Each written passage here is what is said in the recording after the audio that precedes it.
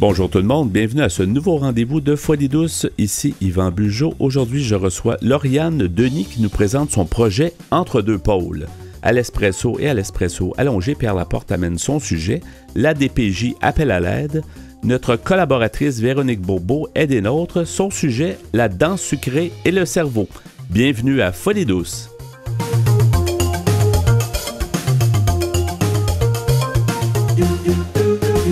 De retour au micro à Folie douce, qui se donne le mandat d'aller plus loin en révélant le vrai visage de la santé mentale. J'accueille maintenant mon invité, Lauriane Denis. Bonjour, Lauriane. Bonjour. Bienvenue à l'émission. Merci beaucoup. Bonjour, tu es technicienne en travail social, tu es étudiante au bac en travail social aussi.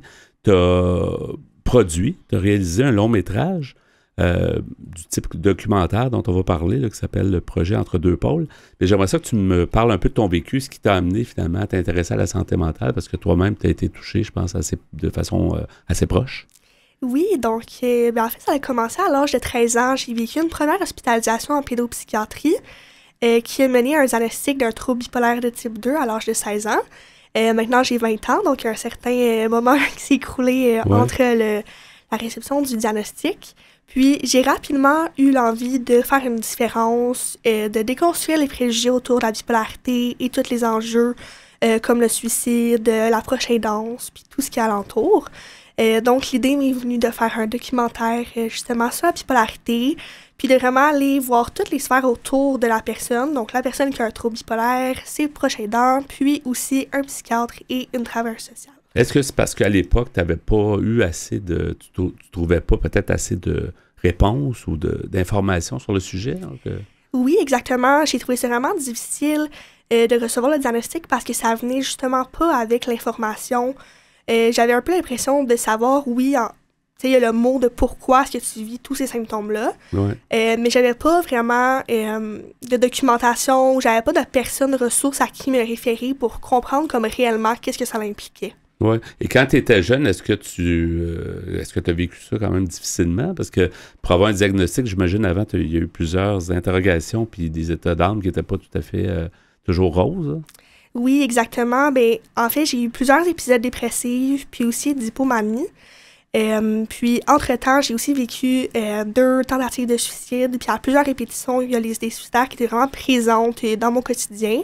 Donc, effectivement, c'est vraiment difficile, surtout à l'âge de 13 ans, comme c'est jeune. T'es en questionnement aussi en plein début d'adolescence. Donc, oui, c'était assez difficile, puis un long cheminement. Est-ce que c'est toi qui as demandé de l'aide ou c'est tes parents qui se sont rendus compte qu'il y a quelque chose qui ne marchait pas? Ou...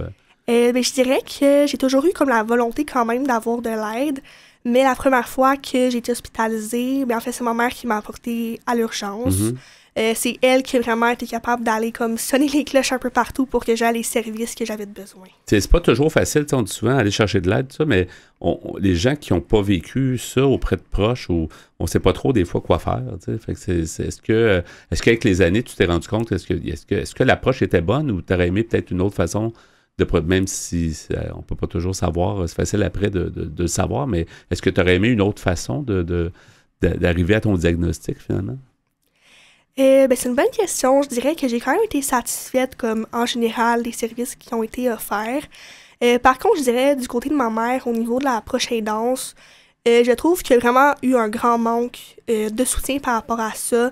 Il y a plein de belles organismes communautaires qui existent pour aider les proches aidants, mais ça nous est jamais été référé. Ouais. Fait que ce côté-là, je trouve qu'il manquait vraiment beaucoup de soutien. Puis on parle, c'est quand même récent, tu as 20 ans, puis c'est arrivé il y a quelques années seulement. Là. On parle pas d'il y a 30 ans. Où, c'est important d'informer les gens puis de faire connaître les services. Donc, est-ce que tu vas mieux maintenant? J'imagine que comparativement à la fille de 12, 13, 14 ans, j'imagine qu'à 20 ans, tu te sens beaucoup mieux maintenant? Oui, vraiment. Vraiment, puis je crois que j'ai réussi justement de tourner mon vécu en quelque chose de positif pour aider les gens. Justement, je suis technicienne en travail social, donc je suis déjà dans le milieu de l'intervention. Puis je pense que le vécu que j'ai eu m'aide vraiment à faire une différence comme auprès des autres. Mais je vais vraiment bien, je suis stable, j'ai encore bien sûr des suivis et une médication à prendre assez régulièrement, à tous les jours en fait. Mais je vais vraiment bien. Mais tu trouves pas ça trop lourd, là, dans le fond, parce que c'est ça, c'est quand même à un jeune âge, on doit prendre une médication. Est-ce que tu penses que tu vas la prendre toujours ou est-ce que selon l'évolution, est-ce que tu penses que... Est-ce que ça te dérange aussi, finalement? Tu fais bien avec quand même? Drôlement, je pense que ça dérange plus les autres que moi-même. Ouais. Ça crée beaucoup de questionnements. Il y a beaucoup de gens autour de moi qui me disent « Ah, mais t'es tellement jeune, justement, c'est gros, une méditation. » Mais moi, je vois vraiment comme l'impact que ça a dans ma vie, puis je suis tellement plus fonctionnelle depuis que j'ai une médication adaptée. Donc moi, je le vois comme, oui, à long terme, une façon d'être stable puis de bien aller. Mais surtout par rapport justement comme au jeune âge, c'est beaucoup... ça revient beaucoup comme dans les préjugés que je peux vivre dans mon quotidien. Oui, c'est ça. Mais ça t'a comme tu disais en début d'entretien, ça t'a donné l'idée de mettre sur pied un long métrage qui était d'un type documentaire, qui se nomme Projet entre deux pôles.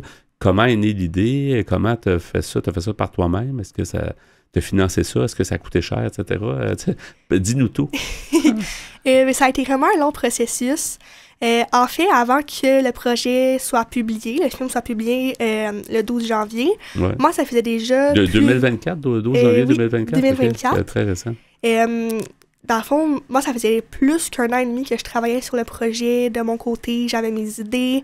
J'ai tout fait un questionnaire de questions que je voulais qu'ils soient présents, puis des sujets aussi à aborder dans la vidéo. Puis à un certain moment, je voyais que ça évoluait pas vraiment comme je le souhaitais. Donc, j'ai été consulter quelqu'un, un intervenant qui s'appelle Alex, au Carrefour Jeunesse Emploi à Rivière-du-Nord.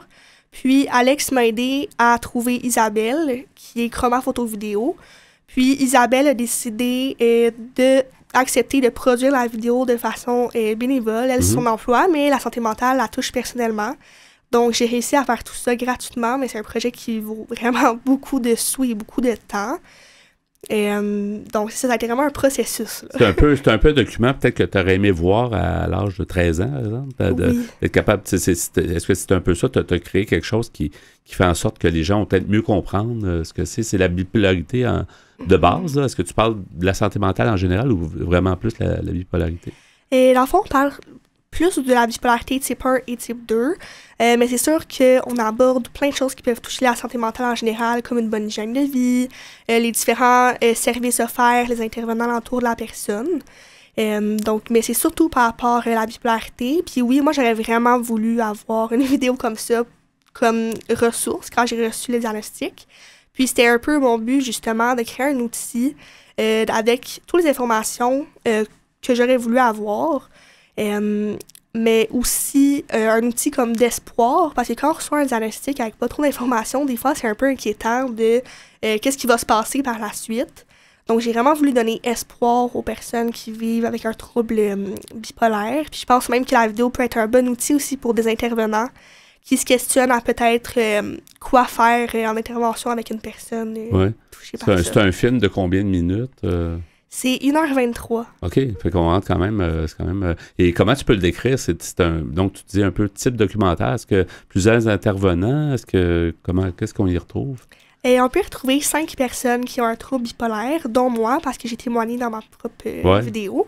Il y a aussi 2 proches aidantes, une psychiatre, puis une travailleuse sociale, qui sont présentes pour témoigner. Puis, en fait, tout le monde a été filmé individuellement, puis au montage, tout a été mis... ensemble, mais c'est vraiment sous forme de questions-réponses. J'ai voulu, avoir le témoignage des personnes, mais aussi aller cibler certains sujets plus précisément.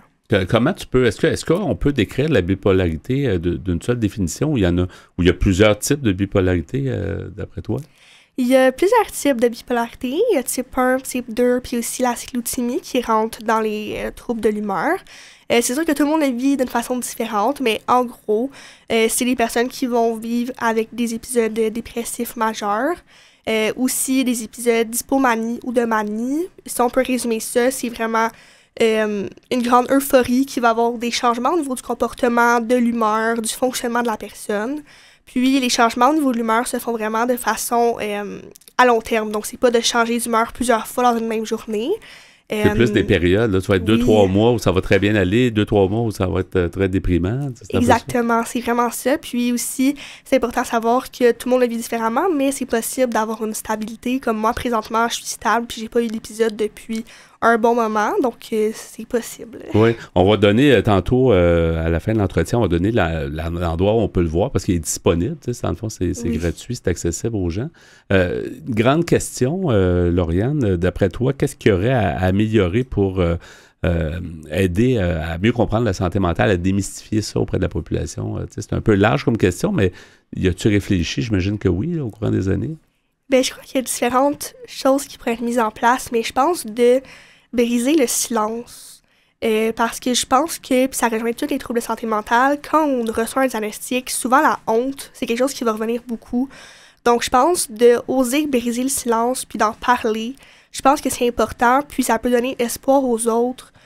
Puis ça peut être plus facile, je pense, d'aller chercher de l'aide quand tu entends d'autres personnes le vivre, puis voir que c'est possible de bien aller. Est-ce que tu t'es déjà posé la question, est-ce que ça va t'affecter le fait de dire que tu as eu des problèmes de santé mentale et que tu as une médication? Parce que les gens ont peur de ça. Des fois, ils vont dire, ben la personne va postuler un emploi, ils vont dire, ben peut-être que la personne n'est pas tout à fait solide. Ou, est-ce que ça t'a passé par l'esprit de ne pas le dire, finalement? Oui, c'était une belle question. J'ai été dans ça pendant quand même un bon moment. Ça a été long avant que j'en parle. Puis justement, ma crainte, c'est que je me disais... Comment moi je peux aider les gens qui sont en détresse quand moi-même j'ai déjà été en détresse et je le suis. C'était comme un questionnement qui était vraiment lourd, puis justement l'aspect de est-ce que j'en parle pas, tu sais, avec un nouvel emploi, est-ce que je dois le dire à mon employeur? Ouais. Parce que c'est sûr que même si je suis stable, ça se peut qu'à un moment donné, il y a une certaine instabilité, puis si je l'ai pas dit, comme qu'est-ce qui arrive, tu sais, c'est comme un questionnement qui revient souvent. Mais je pense que mon besoin d'en parler puis de faire une différence par rapport à ça a pris comme le dessus de ces questionnements-là puis de cette anxiété-là. Mais oui, c'est présent. Mais certains diront aussi que quand quelqu'un a un diagnostic et est suivi, est plus stable finalement qu'une personne qui pourrait développer. Fait que, dans le fond, au niveau de l'employeur, c'est pas nécessairement plus risqué d'engager quelqu'un qui a eu un diagnostic puis qui est suivi. Là. Ben oui, puis je pense que ça devrait pas être une raison de justement pas prendre quelqu'un en emploi parce que un diagnostic de santé mentale, ça nous définit pas, dans le sens qu'on peut faire plein de belles choses, puis c'est pas quelque chose qui devrait comme nous limiter, je dirais, pour avoir un emploi. Oui, as-tu eu des préjugés, j'imagine, au niveau de tes amis, ou certains amis, ou certaines connaissances? Il y a peut-être des gens qui ont comme fait un pas derrière quand tu leur disais qu'est-ce que tu avais comme diagnostic? Ben, je dirais que qu'est-ce qui revient le plus, c'est que des fois, les gens vont pas me croire parce que j'ai juste 20 ans. Puis on dirait que c'est, l'aspect de la pédopsychiatrie, qui est la psychiatrie pour enfants, c'est moins connu, on en parle moins. Donc ça revient souvent que les gens vont comme remettre en question si j'ai réellement un trouble bipolaire. Puis ça paraît pas, là, c'est pas écrit dans le visage, puis tu m'as l'air en forme. Fait que c'est ça, si tu le dis pas, les gens, peut-être c'est pour ça qu'ils ne voient pas.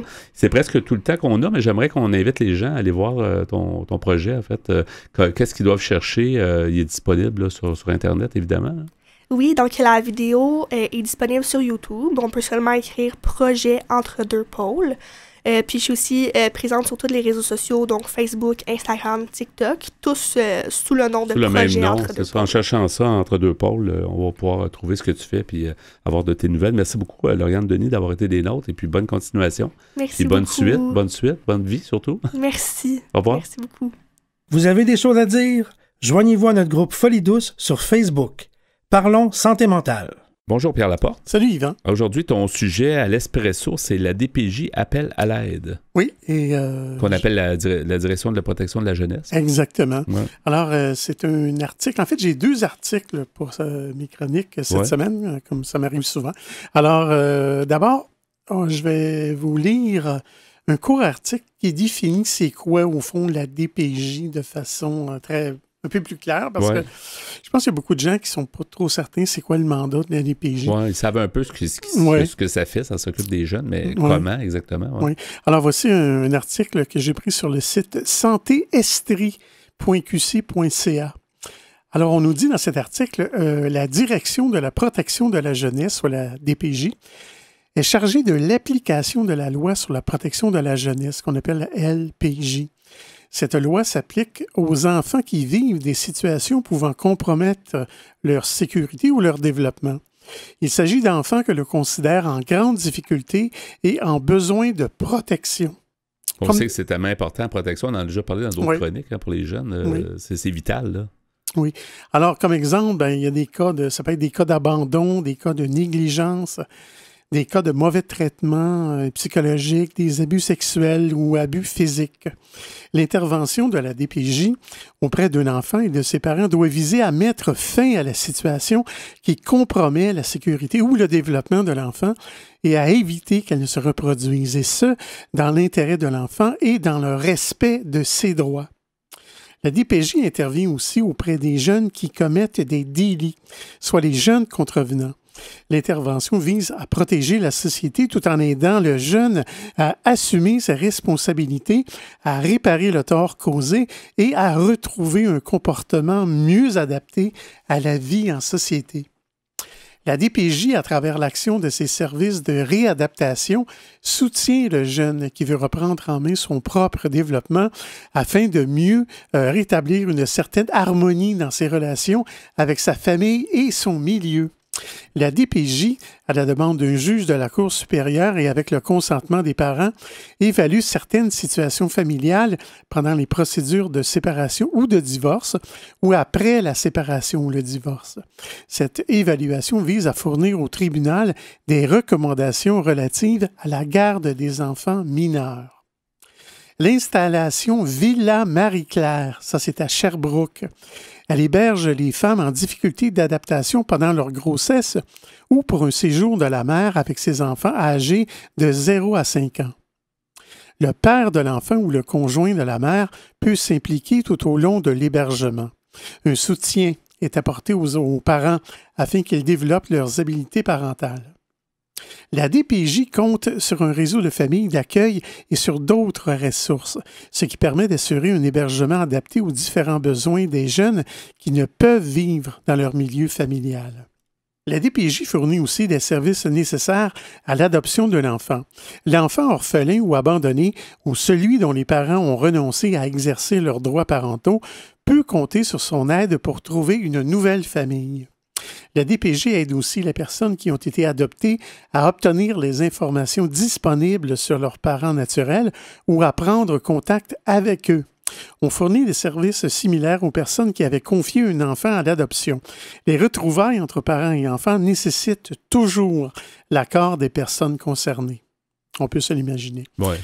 Alors, dans un autre article que j'ai trouvé sur le site, simplement, ici radiocanada.ca, on nous dit un enfant sur 10 au Québec fait l'objet d'un signalement à la DPJ. C'est quand même incroyable. C'est beaucoup. On n'a pas idée que c'est des chiffres aussi énormes que ça. Là. Mais il faut savoir que tous ces signalements-là ne seront pas retenus, par exemple. Probablement, il y a des. C'est ça, mais quand même. Là, c'est beaucoup. Quand même beaucoup là. Alors, c'est un article écrit par une dame du nom de Anne-Marie Lecomte, qui est journaliste. Elle nous dit le bilan annuel de la Direction de la protection de la jeunesse, la DPJ, révèle que près d'un enfant sur 10 fait donc l'objet d'un signalement au Québec. Même si la majorité de ces signalements ne sont pas retenus, ils témoignent néanmoins de la détresse des familles et de leurs besoins criants. Dans l'ensemble de la province, pour l'année 2022-2023, la DPJ a traité 135 839 signalements. Pour la seule région de Montréal, la DPJ en a traité 14 649, soit une augmentation de 13 % par rapport à l'année précédente. Je peux pas m'empêcher. Pierre, on avait reçu Nancy Audet, qui s'implique beaucoup à la DPJ, elle-même, qui a eu des problèmes étant enfant, puis tout ça, là, qui a été placée. Puis à l'époque où elle était venue, elle nous disait, bon, c'est ça, 132 000, c'est à peu près dans tes chiffres. Bien, elle nous illustrait ça en disant 360 enfants par jour, donc équivalent à 7 autobus jaunes pleins d'enfants par jour là, au Québec. C'est énorme. Là. Ouais. Quand tu veux réaliser par jour, il y a autant d'enfants que ça qui a des signalements par rapport à eux. C'est quand même impressionnant. Là. Oui.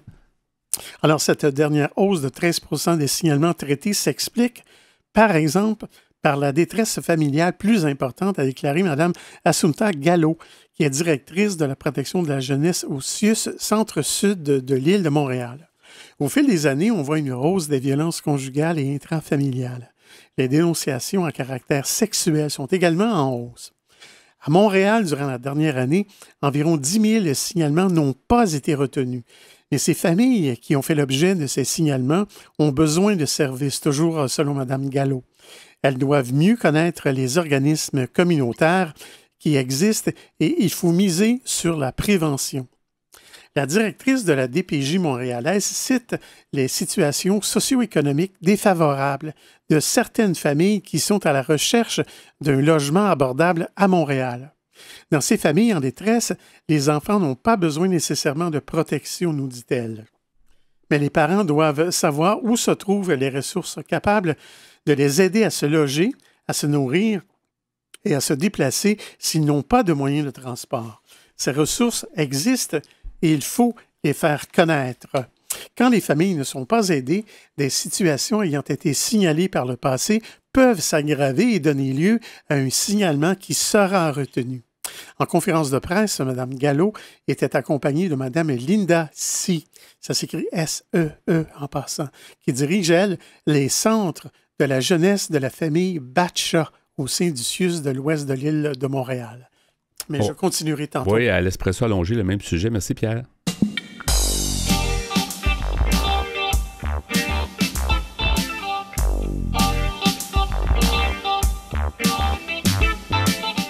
À venir dans l'émission, notre collaboratrice Véronique Bourbeau apporte sa chronique « La dent sucrée et le cerveau ». À l'Espresso allongé, Pierre Laporte poursuit avec la DPJ appel à l'aide. Vous voulez échanger avec nous? Vous désirez participer à l'émission? Notre site web est antenne.qc.ca. Utilisateur des réseaux sociaux, cherchez Folie Douce Radio pour nous trouver. Vous écoutez actuellement Folie Douce, pionnier en santé mentale depuis 1991. Folie Douce, une communauté, une radio.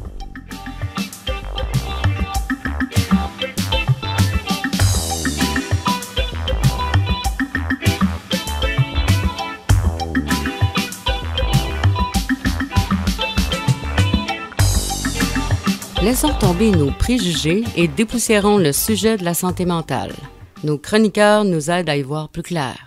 J'accueille maintenant notre collaboratrice Véronique Bourbeau. Bonjour Véronique. Bonjour Yvan. Toujours un plaisir de t'accueillir à l'émission, surtout que tu nous amènes toujours des bonnes informations sur plein de sujets. J'espère. Ben oui, c'est sûr, c'est pour ça qu'on te rappelle. Et c'est pour ça que tu viens avec joie, finalement, à notre émission. Tu es naturopathe agréée et herboriste clinicienne, cofondatrice de la plateforme éducative Ma Santé, Mes Hormones. Aujourd'hui, tu nous parles de la fameuse dent sucrée et le cerveau. Donc, oui. La dent sucrée, il y a beaucoup de gens qui l'ont. Oui. Il y en a qui l'ont pas. Il y en a que c'est plus autre chose. Mais... Oui, mais il n'y a rien qui nous protège de ne pas la développer. Ouais. Donc oui, on parle de dents sucrées et de cerveau aujourd'hui.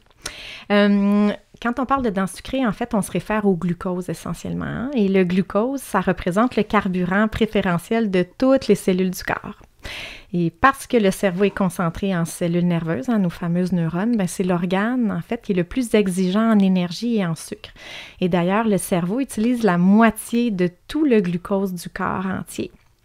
La réserve de glucose dans le cerveau ne dépasse pas 10 minutes, ce qui fait en fait que des fluctuations glycémiques, si mon taux de sucre dans le sang change, ça va affecter assez rapidement mes fonctions cérébrales.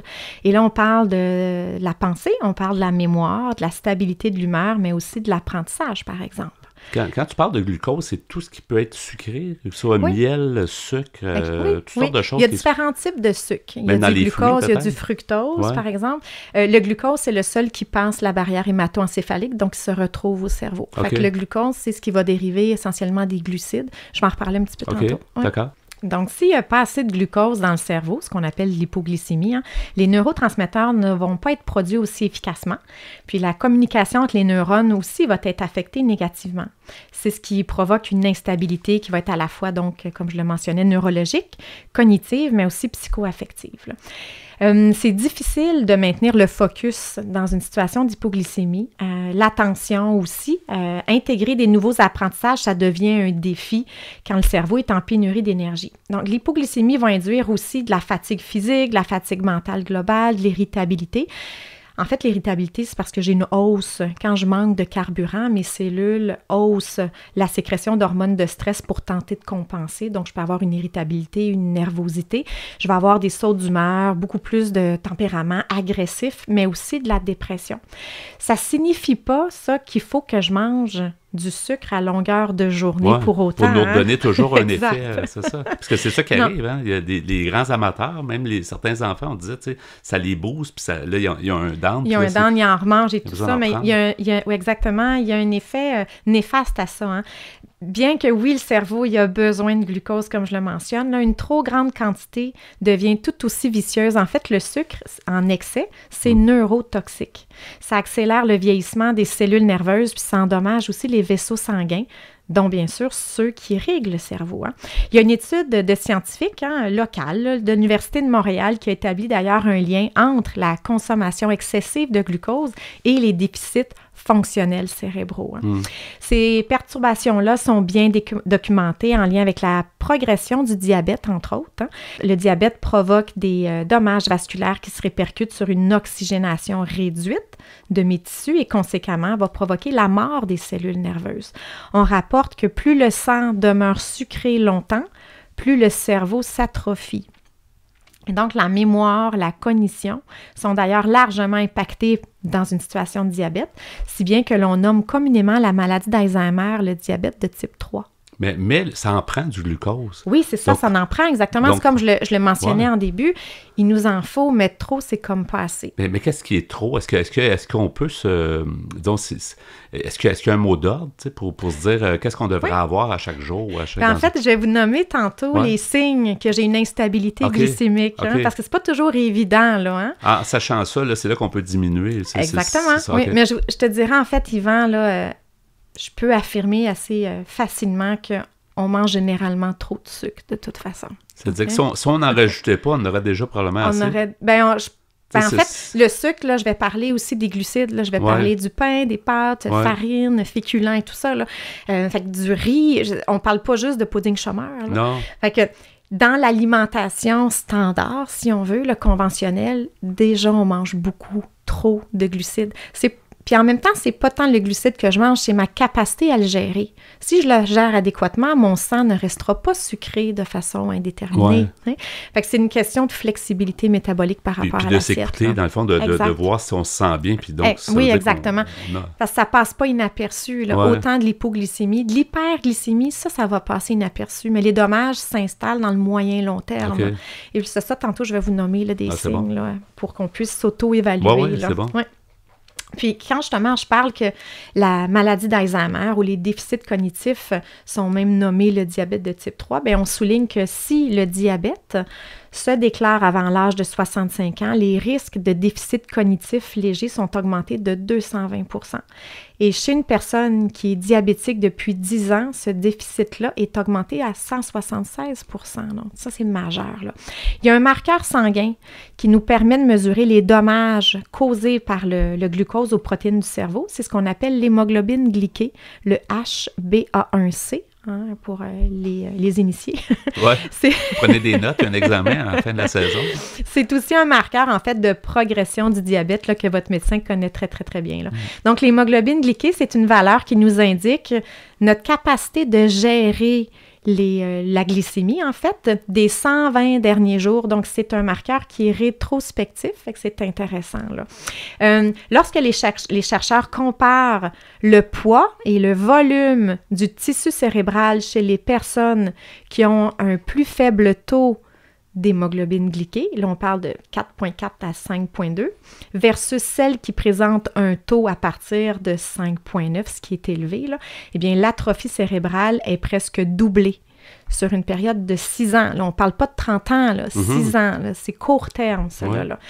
Et le diabète, bon, on parle de diabète parce que c'est l'exemple parfait là, d'instabilité glycémique, là, mais bon, le diabète, ça n'arrive pas du jour au lendemain. Hein. C'est un continuum où, en fait, la consommation de sucre, donc de glucides, là, comme je nomme, oui, pudding chômeur, dessert, oui, mais riz, farine, pain, féculents, patates, pâtes, là, tout ce qui est glucidique. Là. Tous les P qu'on dit. Oui, les patates. Les pâtes, patates. Oui, pâtes, patates et pain. Et plus. Oui, et plus, oui. Donc, c'est la consommation de ces glucides-là qui dépasse la capacité du corps à le réguler. Et on passe à travers différentes étapes qui souvent passent inaperçues. Donc, c'est pas toujours évident. Le taux de sucre peut rester dans les normes pendant des années avant que le pancréas, qui est l'organe qui répond au taux de sucre, que le pancréas s'essouffle à produire l'insuline. Quand je mange sucré, mon pancréas sécrète de l'insuline. L'insuline me permet de faire passer ce sucre-là qui est dans mon sang à l'intérieur de mes cellules. Hein? Et puis, avec le temps, plus j'ai une alimentation qui dépasse mes capacités de gestion, plus le pancréas va s'efforcer à faire de l'insuline. Il va venir un temps où le message de l'insuline ne passera plus au niveau des cellules. Et donc, mon sang va demeurer sucré. Mais on peut être des années à faire des prises de sang, par exemple, ou des vérifications de glycémie. Puis la glycémie est encore très, très belle parce que le pancréas est capable de s'adapter, mais il va s'essouffler. C'est ce qu'on appelle, en fait, la résistance à l'insuline, qui fait partie des étapes du continuum du développement du diabète. Il ne faut pas se rendre là, idéalement. Il faut prévenir. Non, exactement, oui. Et puis, lors de cette résistance-là à l'insuline, il y a 3 régions du cerveau qui sont fortement impactées. J'ai le cortex préfrontal, j'ai l'amygdale et j'ai l'hippocampe. Et ces 3 régions-là requièrent de l'insuline pour fonctionner de façon optimale. Et donc, si j'ai pas d'insuline, j'ai pas de sucre dans mes cellules. Si j'ai pas de sucre dans mes cellules, j'ai pas de carburant pour mes cellules nerveuses. Et ces 3 régions-là du cerveau régulent différentes fonctions. On parle de la prise de décision, ma capacité de réfléchir, au niveau de l'apprentissage, la retenue de l'information, la mémorisation, la stabilité de mon humeur. C'est le siège des réactions émotives aussi, de la peur, de l'agressivité, mais de l'humour. Ça affecte l'appétit, ça intervient dans le contrôle de la faim, dans les comportements alimentaires aussi. Qu'est-ce qui fait que je vais choisir certains types d'aliments? Est-ce que c'est par l'aspect nutritionnel ou plutôt par la récompense? Et le volume aussi de mon appétit. Donc, ces régions-là sont intimement liées à ma capacité d'avoir une glycémie qui est stable. Et donc, quand je vis une résistance d'insuline, mon cerveau devient aussi insulino-résistant. Ça amène des répercussions cérébrales majeures. L'usage thérapeutique, d'ailleurs, d'insuline intranasale, l'insuline, actuellement, on va la recevoir en injection de quelques gouttes, mais on peut l'avoir aussi de façon intranasale. Il y a différentes études fort intéressantes qui permettent, parce que comme je l'utilise de façon intranasale, ça permet de pénétrer dans le cerveau, ça ralentit le déclin cognitif et la démence, mais ça permet aussi de moduler positivement la sphère psycho-affective. Donc, comme tantôt tu me demandais, Yvan, il y a quelques signes et symptômes qui peuvent nous indiquer que je ne suis peut-être pas diabétique, mais est-ce que j'ai une gestion glycémique qui est optimale ou adéquate? Est-ce que j'en prends trop de sucre? Exactement. Fait que, par exemple, si je vis une prise de poids qui se fait de façon régulière et surtout une incapacité à perdre ce poids-là, si je me sens incapable de jeûner, si, donc, je n'ai pas beaucoup de flexibilité, avoir absolument besoin de collation, incapable de faire des pauses de 4 à 5 heures entre les repas. Si je grignote tout le temps, c'est que je fais toujours c'est comme un comportement adaptatif. C'est comme recommandé d'avoir des périodes de jeûne entre les repas, finalement. C'est très bon. Oui, ça dépend toujours de la flexibilité de chaque individu, mais oui, effectivement. Si quelqu'un peut le faire, c'est toujours mieux. Mais en fait, à chaque fois que je mange, Yvan, je sécrète de l'insuline, peu importe ce que je mange. Il y a des aliments qui vont induire une sécrétion accrue d'insuline, j'ai des aliments qui vont en demander moins, mais je fais toujours de l'insuline. Donc, si je grignote à longueur de journée, je suis toujours en train de sécréter de l'insuline. Et c'est en fait, le court terme, c'est une chose, mais sur le long terme, c'est là qu'il peut y avoir un épuisement fonctionnel. Donc, si je ressens de l'agressivité ou une sensation d'urgence, si mon repas est retardé, par exemple, si j'ai des rages alimentaires occasionnelles ou régulières, si je me sens mieux à partir du moment où je mange, si j'ai de la fatigue après les repas, si je me sens constamment assoiffée, si j'ai une humeur en dents de scie, si je me sens irritable, si je vis du brouillard mental, de la difficulté de concentration, si mon sommeil est perturbé, avec une sensation de faim. Et puis, il peut y avoir aussi le développement d'acrocordons. Les acrocordons, c'est des genres de tétines qu'on va avoir beaucoup au niveau de la nuque, au niveau des plis, entre autres. C'est des signes que je n'ai pas une gestion adéquate.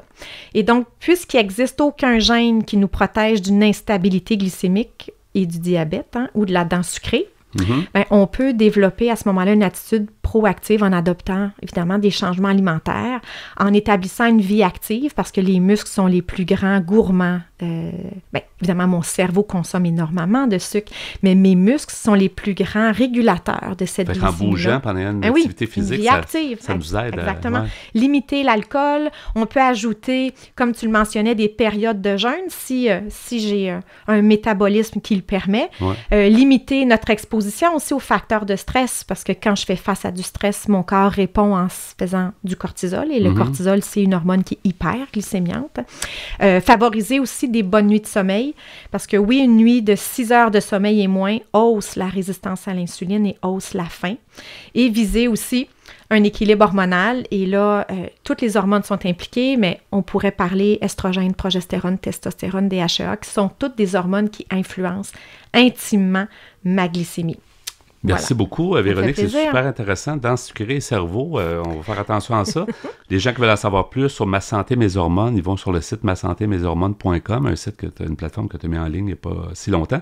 Ou sinon, cliniqueintégrative.com aussi, où on peut en apprendre plus. Pour avoir un suivi personnalisé, effectivement. Merci beaucoup, Véronique Bourbeau, d'avoir été des nôtres. À la prochaine. À la prochaine. Au revoir. Que vous soyez barjo, rigolo, intello ou écolo, vous écoutez Folie douce. Nous poursuivons avec le sujet entamé plus tôt, Pierre, sur la DPJ. Donc, la DPJ appelle à l'aide. Oui, alors je vais poursuivre. Où est-ce que j'en étais rendu? J'étais en train de lire un deuxième article sur le sujet, un article qui s'appelle « Un enfant sur 10 au Québec fait l'objet d'un signalement à la DPJ ». Et j'ai pris cet article sur le site ici.radiocanada.ca. C'est un article écrit par Mme Anne-Marie Lecomte, qui est journaliste. Alors, je disais que Mme Linda Si, ça s'écrit S-E-E, qui dirige les centres de la jeunesse et de la famille Batcha au sein du CIUS de l'Ouest de l'île de Montréal, recommande l'octroi d'un financement accru aux organismes communautaires qui offrent aux familles des services grandement nécessaires, comme en témoigne le nombre de signalements faits à la DPJ. Madame Si salue le travail accompli par la commission spéciale dirigée par Régine Laurent, qui a mis en relief le fait que les enfants sont la responsabilité de toute la collectivité. L'accroissement des signalements indique clairement que ce message a été compris. Dans l'ouest de l'île, 64% des signalements ne sont pas retenus. Et nous avons besoin de plus de services de première ligne et de ressources parce que c'est vers eux que se tourneront les familles ayant fait l'objet de ces signalements. La commission Régine Laurent a par ailleurs illustré à quel point les organismes communautaires jouent un rôle crucial auprès des jeunes de la DPJ, y compris après qu'ils ont atteint l'âge de la majorité. Le financement de ces organismes doit être accru, a plaidé Mme Linda Si. Mentionnons que les travailleurs sociaux, les criminologues et les psychoéducateurs peuvent aussi évaluer un signalement fait à la DPJ.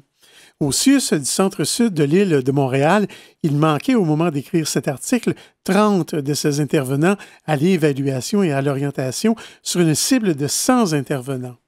Pour ce qui est du CIUS de l'ouest de l'île, il manquait 19 intervenants sur une cible de 40. Des fois, tu parles souvent de tous les groupes veulent du financement, toutes les entités veulent du financement, mais je me dis, il doit y avoir une autre façon parce que c'est tellement énorme le nombre de jeunes qui sont dans. Tu sais, il y a des signalements, puis comme tu dis tantôt, il y en a beaucoup qui ne sont pas retenus, mais il n'y aura pas de moyen d'essayer de prévenir des choses parce que le financement il est limité, c'est ça. Là. Ça fait toujours penser à ça un peu. Alors, les chiffres que je vous donnais tantôt, 19 intervenants sur une cible de 40, c'est la moitié de mon équipe, disait Mme Linda Si. C'est clair que cette rareté de main-d'œuvre importante a des séquelles et des impacts sur le nombre d'enfants en attente, nous disait Mme Assunta Gallo. La DPJ traite tous les cas urgents et toutes les situations importantes, le jour même ou le lendemain, avait assuré Mme Assunta Gallo. Aucun enfant en urgence n'est laissé sans réponse. Entre le moment où les intervenants de la DPJ prennent un premier contact pour évaluer un cas signalé et l'évaluation à proprement parler, il s'écoule en moyenne 27 jours. Cette partie-là va assez vite. Mais si on avait plus de personnel, on aurait plus de capacité pour répondre au nombre d'enfants en attente. Je considère que c'est long, 27 jours. Oui. Si un enfant qui est dans le mauvais drap, là, 27 jours, c'est long, un mois. Là. Sûrement. Les besoins les plus pressants en main-d'œuvre spécialisée se font sentir dans l'Outaouais ou au CIUS de l'Ouest de l'île de Montréal en raison du fait que ces intervenants doivent être parfaitement bilingues, nous disait Mme Catherine Lemay. La loi sur la protection de la jeunesse protège toutes les personnes de moins de 18 ans dont la situation met en danger leur sécurité ou leur développement. À l'échelle du Québec, on a assisté dans la dernière année, soit 2023, à une légère hausse des signalements traités, soit 2,5 %, mais à une baisse de 2 % des signalements retenus. Pour la directrice nationale de la DPJ, Mme Catherine Lemay, c'est une bonne nouvelle qu'on identifie les enfants ayant besoin de protection au Québec. La moins bonne nouvelle, c'est que force est de constater que dans plusieurs régions du Québec, encore en ce moment, les signalements à la DPJ sont la porte d'entrée pour avoir des services. On a encore des défis là-dessus, nous avait-elle affirmé. Finalement, les enfants et leurs familles qui ont besoin de soutien et de services, mais pas de protection, sont dirigés vers les ressources appropriées, nous dit Mme Catherine Lemay. Elle disait « Je peux vous dire qu'on a travaillé fort avec les services de la DPJ et aussi avec les services de proximité pour renforcer cette intervention qui répond à des besoins de la population. » Et en terminant, je vais vous donner le numéro de téléphone pour rejoindre la DPJ. Est-ce que ce soit pour avoir des informations ou pour porter des signalements. Alors, dans la région de Montréal, c'est le 514-896-3100. 514-896-3100. Et vous pouvez le faire 24 heures sur 24, 7 jours par semaine. Ailleurs au Québec, vous appelez la DPJ de votre région. Oui. Et peux-tu rappeler peut-être en terminant, Pierre, les deux articles dont tu mentionnais? On va les mettre quand même sur notre site web, mais les gens qui voudraient aller voir, les relire, là, aller lire les infos. Alors, le deuxième article, c'était « Un enfant sur 10 au Québec fait l'objet d'un signalement à la DPJ ». J'avais pris ça sur le site de ici radiocanada.ca. Et l'autre article, au début, j'avais parlé de... C'est simplement un article qui définit le rôle de la DPJ. Alors, j'avais pris ça sur le site santéestrie.qc.ca. Et je vous conseille d'aller sur ce site. On donne toutes sortes de renseignements. Toutes sortes d'informations. Oui. Puis les statistiques sont assez effarantes. Puis, oui. Je me dis toujours, c'est vrai que les enfants, c'est toujours étonnant le nombre de signalements. Puis on espère toujours que ça serait bien d'essayer de trouver d'autres solutions ou d'autres pour prévenir, parce qu'on le voit bien, il n'y a pas assez de services pour le nombre de signalements, mais il faut trouver une autre façon pour aider les jeunes, là, effectivement. Oui. Merci Pierre pour ce sujet-là. Donc, la DPJ appelle à l'aide. Vous souhaitez écouter l'émission Folie douce au moment qui vous convient le mieux? Branchez-vous sur notre site web pour accéder à notre canal radio sur YouTube. Antenne.qc.ca, antenne.qc.ca.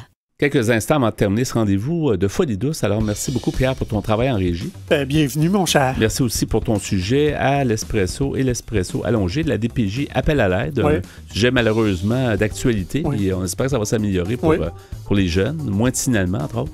Notre invitée en début d'émission, Lauriane Denis, nous a présenté son projet Entre deux pôles et notre collaboratrice Véronique Bourbeau nous a présenté sa chronique sur la dent sucrée et le cerveau. C'était donc Folie douce cette semaine. C'est Yvan Bugeaud à l'animation. Bonne semaine à tous et à la prochaine. Au revoir.